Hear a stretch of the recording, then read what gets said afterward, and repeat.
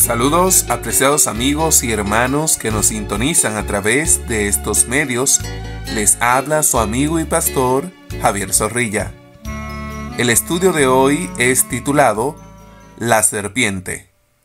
Nuestro texto para estudiar y memorizar durante esta semana dice: Al día siguiente, Juan vio a Jesús que venía hacia él y dijo: Este es el Cordero de Dios que quita el pecado del mundo. Juan capítulo 1, versículo 29. Amigos, la adoración es un tema clave en Apocalipsis.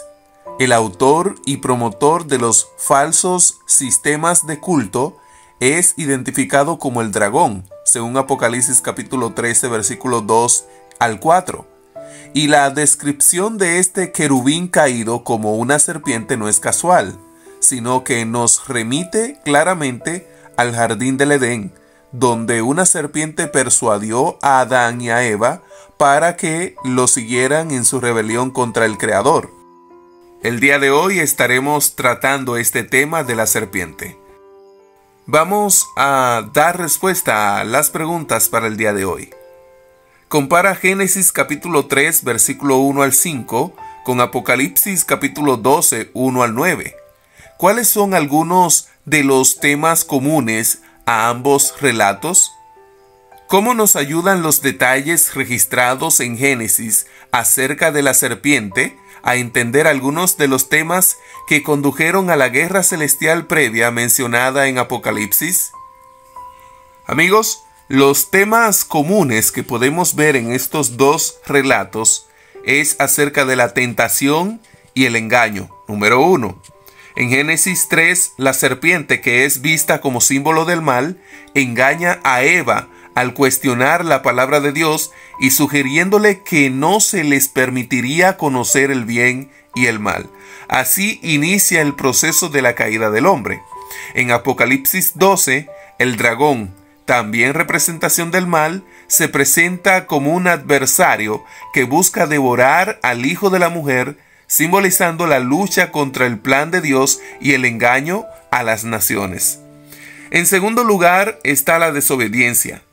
La desobediencia a Dios es fundamental en Génesis, donde el acto de comer del árbol del conocimiento del bien y del mal lleva al pecado original.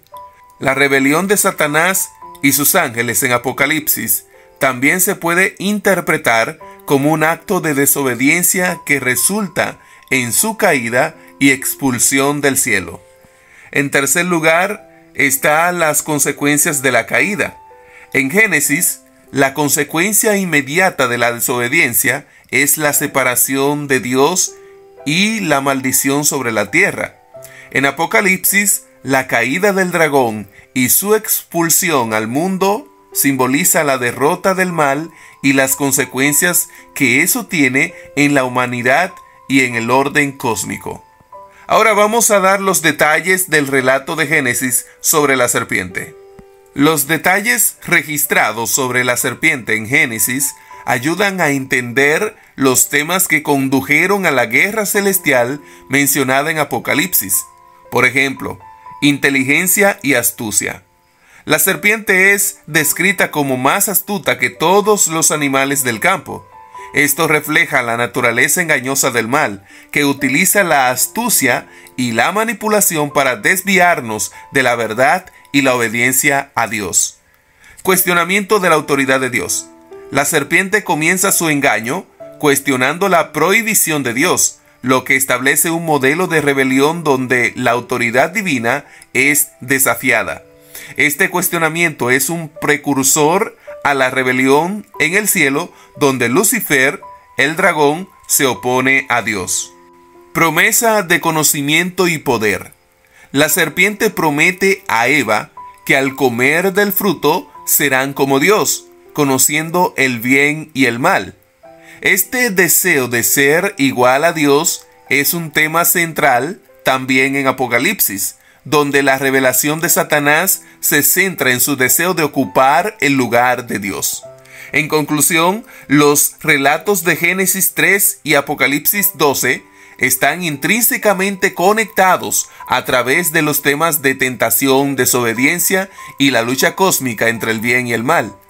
La presentación de la serpiente como el astuto enemigo en Génesis establece la base para entender la naturaleza del conflicto espiritual representado en Apocalipsis, donde el dragón busca destruir el plan redentor de Dios a través de la desobediencia y el engaño.